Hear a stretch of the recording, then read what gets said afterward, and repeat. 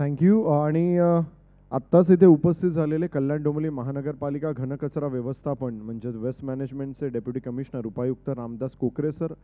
So I request please come on the stage, please come on the dais. और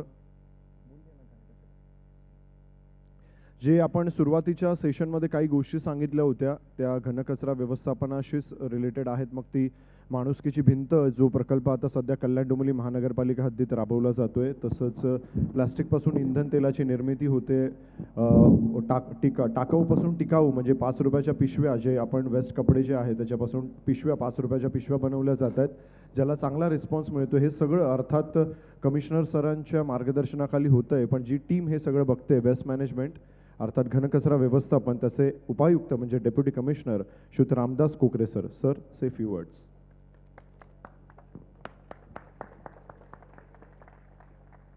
नमस्कार. आजच्या या कार्यशाळेत मी एक छोटासा हा परंतु अत्यंत महत्त्वाचा हा घटक आहे घनकचरा व्यवस्थापन. आपण सगळ्यांना मी एक गोष्ट सांगू इच्छितो की आपण मंगळयान यशस्वी केलं, चंद्रयान यशस्वी केलं, समुद्राच्या अंतरंगाचा ठाव घेतला, परंतु कचऱ्याच्या अंतरंगात आपण घुसलो नाही. आपण एखादी गोष्ट निर्माण करायला शिकलो, परंतु त्याचं डिस्पोजल कसं करायचं या गोष्टीच्या बाबतीत आपण खूप अनभिज्ञ आणि अत्यंत दुर्लक्ष आपल्याकडून या गोष्टीचं झालेलं आहे.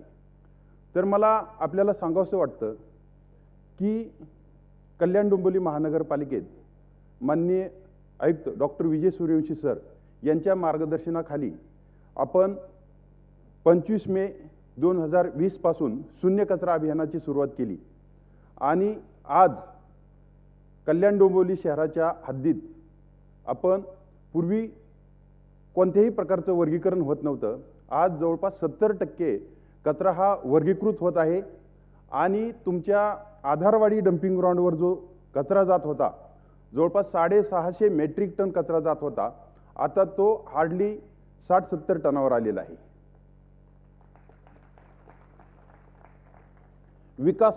विकासक शब्द हा जसा विकासक या शब्दाला महत्त्व आहे, तसं त्या विकासकाकडून आपल्या शहराच्या विकासाबाबत सुद्धा दृष्टिकोन जपला पाहिजे. या विकासक या शब्दाला साजेसं आपल्या बिल्डिंगमधलं घनकचऱ्याचं व्यवस्थापन झालं पाहिजे. म्हणजे घनकचरा व्यवस्थापन हा विषय अत्यंत सोपा आहे, परंतु घनकचरा व्यवस्थापन कधी बिघडलं तर आपल्या घरात कचरा ठेवायची जी पद्धत आहे ती ठेवायची पद्धत बिघडल्यामुळं घनकचरा व्यवस्थापन बिघडलं. म्हणजे आपण काय करतो, एका बकेटमध्ये घरातला सगळा कचरा कोंबतो आणि मग त्यातला वेगळा करायचा प्रयत्न करतो. म्हणजे तुमचा कचरा हा मुळात वेगवेगळा असतो, परंतु आपण काय करतो, त्या डस्टबिनमध्ये एका ओला कचरा टाकायचा, अन्न टाकायचं, त्याच्यात भाजीपाल्याचं शिल्लक राहिलेले घटक टाकायचे, त्याच्यात कागद टाकायचा, त्याच्यात प्लास्टिक टाकायचं. मग त्या अन्नाला जे अन्नाचं ज्या प्लॅस्टिक किंवा कागदाचा त्या अन्नाशी संपर्क येतो त्यावेळेस ते आपण बाहेर काढू शकत नाही, म्हणजे त्याच्यातून वर्गीकरण करू शकत नाही. एवढी साधी आणि सोपी गोष्ट आपल्याला सगळ्याला करायची आहे. आपल्या सोसायटीच्या आवारात आता ज्या बिल्डिंगला एन्व्हायरमेंट क्लिअरन्सचा दाखला आहे त्या बिल्डिंगला तर ते अत्यंत आवश्यक बाब आहे. त्यांचा कचरा हा महापालिकेकडं देणं अजिबात उचित नाही आहे. त्यांनी त्यांचा लिक्विड वेस्ट आणि सॉलिड वेस्ट दोन्हीही त्यांच्या सोसायटीच्या आवारातच त्याचं व्यवस्थापन करणं आवश्यक आहे.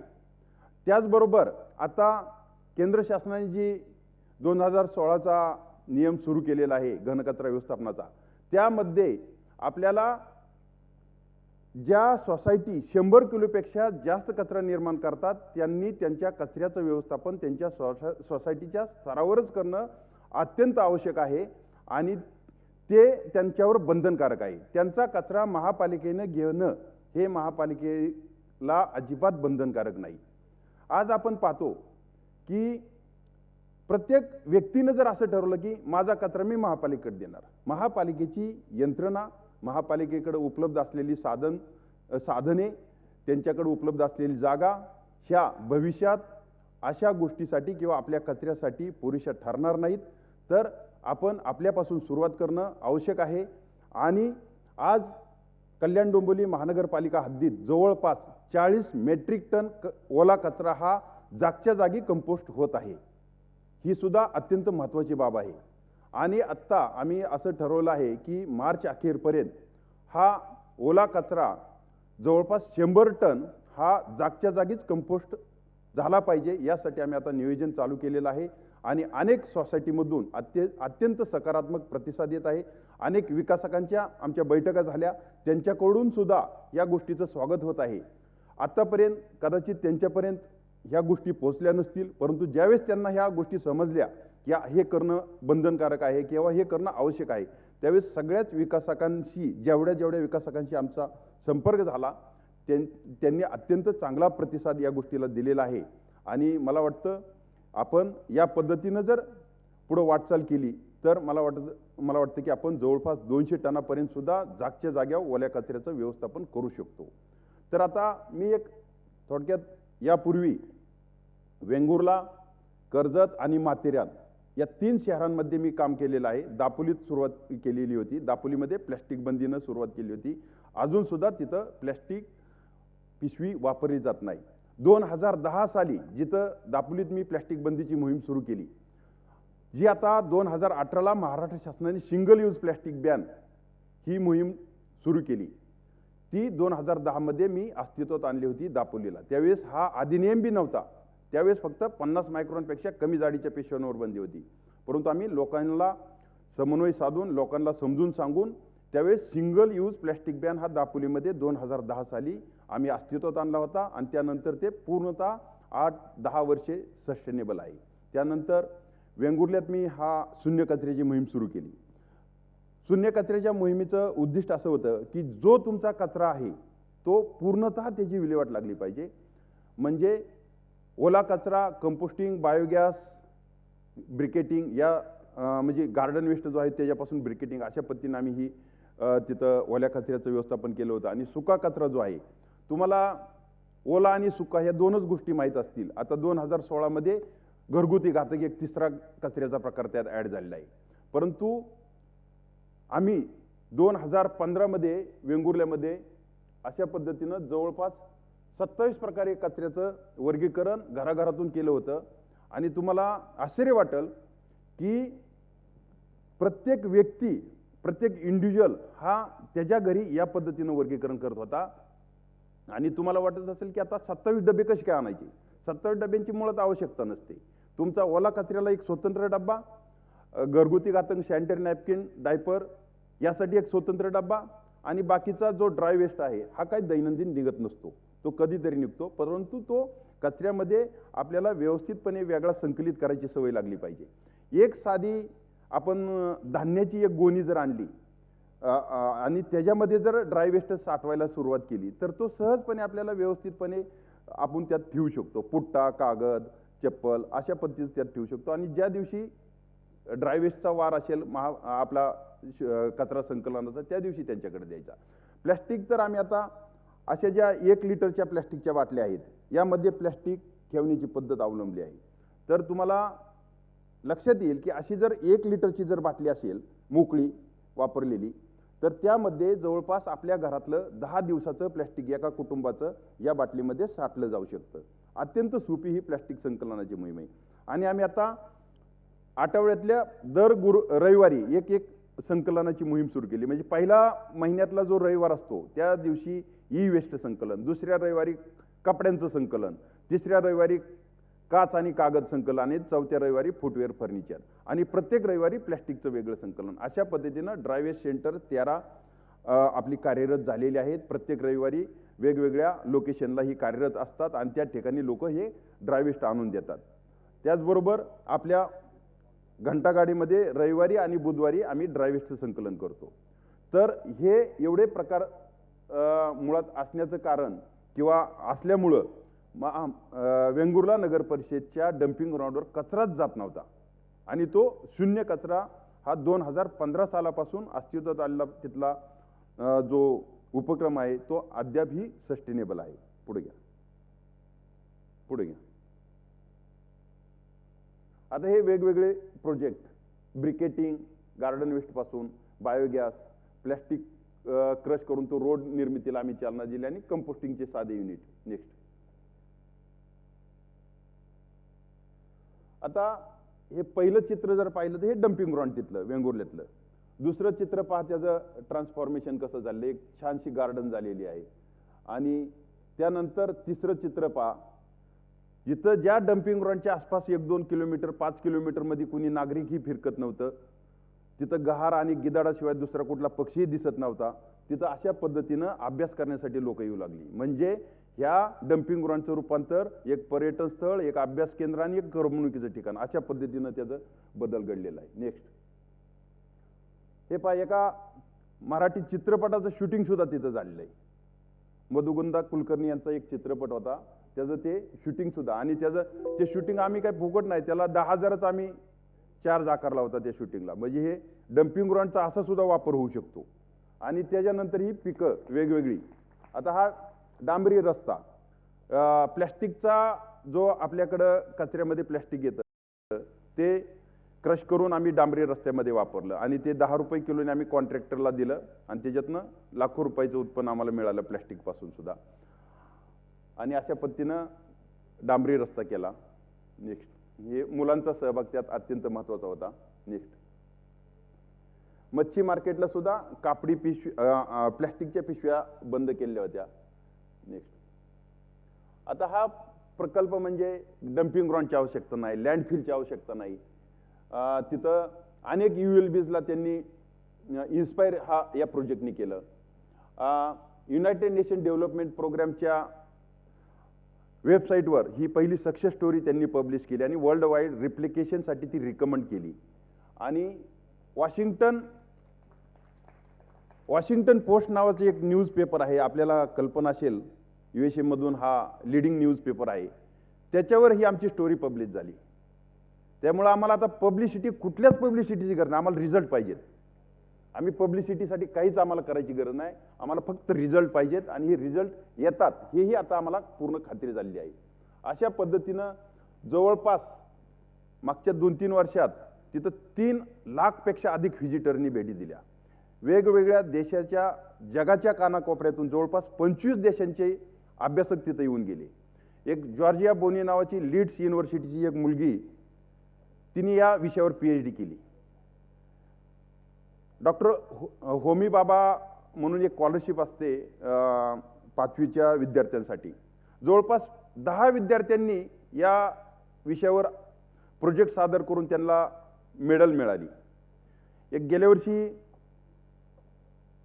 दिल्लीला एक स्पर्धा होती, त्यामध्ये एक रत्नागिरीच्या गोगटे जोगळेकर महाविद्यालयाच्या एका मुलीने हा प्रोजेक्ट सादर केला. कचऱ्यापासून उत्पन्न कशी मिळवायचं, त्याच्यापासून उत्पन्नाची साधनं कशी निर्माण करायचं, हा तिचा विषय होता. या प्रोजेक्टवर तिला गोल्ड मेडल मिळालं. म्हणजे आणि आम्हाला वेंगुर्ल्याला जवळपास 2 वर्षात जवळपास मी 20 अवॉर्ड घेतले. बक्षिसांची रक्कम ऐकून तुम्हाला सुद्धा आश्चर्य वाटेल. एक बक्षीस 10 कोटीचं, दुसरं बक्षीस 5 कोटीचं, तिसरं बक्षीस 2.5 कोटीचं, चौथं बक्षीस 1 कोटीचं. म्हणजे जवळपास मला 19 कोटी या वेंगुर्ल्याला बक्षीस मिळाली. प्रोजेक्टची कॉस्ट 1 कोटी, बक्षिसांची रक्कम 20 कोटी. आणि तत्कालीन नगरविकास विभागाच्या प्रधान सचिव मनीषा म्हैसकर मॅडमनी आम्ही चांगलं काम केलं म्हणून आम्हाला प्रोत्साहनात्मक 20 कोटी ग्रँट दिली. म्हणजे ह्या बक्षिसाच्या व्यतिरिक्त 20 कोटी. त्यातनं आम्ही रस्ते आणि वेगवेगळ्या विकासाच्या योजना राबवल्या. नगर रचना विभागाच्या माध्यमातून अनेक आम्ही UD6च्या माध्यमातून सुद्धा तिथं वेगवेगळे विषय हाताळले. अशा पद्धतीनं आता पहा, गेल्या वर्षी मला आपले आदरणीय राज्यपाल महोदयांनी 20 मिनिट राखून वेळ ठेवला होता. त्यामध्ये हा प्रोजेक्ट कसा केला आणि याचं रिप्लिकेशन आपल्याला कसं करता येईल त्या संदर्भात आम्ही चर्चा केली. हे पहा, हे डम्पिंग ग्राउंड आहे. असं इतकं ब्युटिफुल लोकेशन तुम्हाला असं म्हणजे आश्चर्य वाटेल की असं डम्पिंग ग्राउंड असू शकतं. नेक्स्ट. हे वेगवेगळे आम्ही उपक्रम राबवत होतो. नेक्स्ट. गणेश फेस्टिवल 100% क्ले आयडॉल्सचा आम्ही उपक्रम राबवला होता. वेंगुर्ल्यात POPची मूर्ती 100% बॅन केली होती आणि निर्माल्य पासून खत निर्मिती असे वेगवेगळे उपक्रम राबवले होते. नेक्स्ट, हे आतापर्यंत मी वेंगुर्ल्याचं सांगत होतो. हे पहिलं चित्र आहे ते कर्जतचं डम्पिंग ग्राउंड आहे. म्हणजे एका ठिकाणी प्रयोग सक्सेस झाल्यावर आम्ही थांबलो नाही. हा प्रयोग रिप्लिकेट करण्यासाठी जवळपास 150 नगरपालिकांना सुद्धा आम्ही मार्गदर्शन केलं. या डम्पिंग ग्राउंडवरच आम्ही अनेक कार्यशाळा घेतल्या आणि सगळ्या ग्रामपंचायतींना सुद्धा आम्ही मार्गदर्शन केलं. तर हा पहिला जो फोटो आहे तो कर्जत नगर परिषदेचं डम्पिंग ग्राउंड आहे. असे तिथं विद्यार्थ्यांच्या सहली यायच्या. हे जे आहे इकडल्या लास्ट कोपरा तर ते माथेरानचं डम्पिंग ग्राउंड आहे. माथेरानच्या डम्पिंग ग्राउंडबद्दल मला आपल्याला आवर्जून सांगावंसं वाटतं की माथेरानचं पूर्वी ते खेळाचं मैदान होतं. हे डम्पिंग ग्राउंड आहे ते. त्याला मधल्या काही कालावधीत ते डम्पिंग ग्राउंड म्हणून वापर केला. ते सगळं डम्पिंग ग्राउंड झालं होतं आणि माथेरानला व्हेकल अलाउड नाही आहे. त्यामुळं माणसांकडूनच तो कचरा संकलित करायची तिथं पद्धत आहे. आणि जे डम्पिंग ग्राउंड तयार झालं होतं तर ते बायोमायनिंग कसं करायचं हा एक मोठा तिथं एक कठीण भाग होता. तो ते करणं शक्य नव्हतं. तर त्यासाठी आम्ही काय केलं, एक चाळणी बनवली आणि मॉनिटरिंग कमिटीकडून 10 दिवसासाठी JCBची परवानगी घेतली आणि JCBच्या सहाय्याने त्या चाळणीवरून ते चाळून सगळं मटेरियल चाळणी म्हणजे स्क्रीनिंग व्यवस्थित केलं आणि वेगवेगळे त्यातले घटक वेगवेगळे केले आणि ते पूर्णतः 100% बायोमायनिंग केलं. आणि अशा पद्धतीनं पूर्वीचं ग्राउंड जे डम्पिंग ग्राउंड झालं होतं त्यात आम्ही परत प्ले ग्राउंड केलं. म्हणजे पूर्वीचं प्ले ग्राउंड डम्पिंग ग्राउंड झालं होतं ते परत प्ले ग्राउंड रिस्टोर केलं. आणि या गोष्टीचा माथेरान वासियांना आनंद झाला. त्यांच्या शहराला एक वेगळी आयडेंटिटी निर्माण झाली आणि तिथला आता डम्पिंग ग्राउंडवर या तेव्हापासून कचरा अजिबात जात नाही. तिथं सर्व प्रकारच्या कचऱ्याची योग्य विल्हेवाट लागते आणि तिथून जो ड्राय वेस्ट आहे तो वाहतूक करण्यासाठी खाली दस्तुरी जो आहे लोकेशन तिथं वाहून आणण्यासाठी आम्ही रेल्वेची मदत घेतली आणि रेल्वेला परवानगी मागितली की हा आमचा ड्राय वेस्ट घेऊन जाण्यासाठी परवानगी घ्या. ते म्हणजे कचऱ्याला आम्ही परवानगी देणार नाही. Treat it as a goods. तुम्ही माल वाहतुकीच्या डब्यात आम्हाला हा कचरा वाहून न्यायला परवानगी, कारण हा आमचं गुड्स आहे. पॅकिंग व्यवस्थित करून आम्ही देऊ. मग ह्याला या कचऱ्याला आमच्या त्यांनी गुड्सचा दर्जा दिला आणि आम्ही त्या माल वाहतूक गाडीतून वाहून आणायची सुविधा निर्माण केली. आणि माथेरानकर आता आनंदित झाले आणि या डम्पिंग ग्राउंडकडे जाणारा शहरातून जाणारा एक रस्ता आहे आणि त्या रस्त्याला त्यांनी माझं नाव द्यायचं आता ठराव घेत आहेत आणि ते माझं नाव देणार आहे त्या रस्त्याला. आणि अगोदरचं घ्या ह्याच्या अगोदर. हां, आणि हे शेवटचं झाडांचं आज ते जे ग्राउंड आहे ते वेंगुर्ल्याचं डम्पिंग ग्राउंड आहे. Karjat, Matheran, Vengurla there is no dumping ground, there is no landfill site. आणि जेवढा कचरा निर्माण होतो तेवढ्या कचऱ्याची 100% विल्हेवाट लागते. हे सर्व झाल्यानंतर एका समस्येला आम्हाला सामोरं जावं लागलं. ते म्हणजे कर्जत आणि वेंगुर्ल्यात आम्हाला कचरा कमी पडतो ह्या समस्येला सामोरं जावं लागलं. मग आम्ही काय केलं, वेंगुर्ल्यात 34 बीचेस होते सिंधुदुर्ग जिल्ह्यात. त्या 34 बीचेसचा महिन्यातून एकदा सगळं एक क्लिनिंग ड्राईव्ह असायचा आमचा. त्यातनं जो निर्माण होईल कचरा तो सगळा आम्ही घ्यायचो आणि आजूबाजूच्या ग्रामपंचायतीला आम्ही आवाहन केलं होतं की ज्यांना ज्यांना कचरा द्यायचा आहे त्यांनी आमच्याकडे द्या. अशा पद्धतीनं 2-3 टन आम्हाला 2-4 टन तिथं वेंगुर्ल्यात मिळत होता. आणि कर्जतमध्ये आम्ही रॅडिसन ब्ल्यू एक हॉटेल आहे त्याचा जवळपास 2-3 टन दररोज वेस्ट निघायचा आणि आजूबाजूच्या ग्रामपंचायतींना आम्ही त्यांचा कचरा देण्यासाठी आवाहन केलं. त्यातून आम्हाला 4-5 टन त्यांचा कचरा मिळायला लागला. तर अशा पद्धतीनं आमच्याकडं कचरा व्यवस्थापन आमचं पूर्णपणे यशस्वी झाल्यानंतर आम्ही बाहेरचा सुद्धा कचरा घ्यायला सुरुवात केली. म्हणजे आज कचरा ही समस्या नाही आहे. तुमची कचरा ठेवण्याची पद्धत बदला. घरातील कचरा एका बकेटमध्ये जो कोंबला जातो तो कोंबू नका एका बकेटमध्ये. प्लॅस्टिकमध्ये बांधून जो कचरा फेकतो बाहेर तो फेकू नका. आम्ही कल्याणमध्ये सुरुवातीला पहिलं शून्य कचरा मोहीम राबवताना सुरुवातीला 350 कुंड्या होत्या, सगळ्या शहरात इथं ठेवलेल्या होत्या. त्याच्यामध्ये कचरा पडायचा, सडायचा, दुर्गंधी सगळे होतं. आता ते सगळ्या कुंड्या उचललेल्या आहेत. शहरात वर्गीकरणाची सुविधा पूर्वी नव्हती, वर्गीकरण केलं जात नव्हतं. शहरात दारोदार संकलनाची सुविधा नव्हती, ती आता डेव्हलप केलेली आहे. सिस्टीममध्ये थोडा बदल होताना काही गोष्टीच्या त्रुटी राहत आहेत.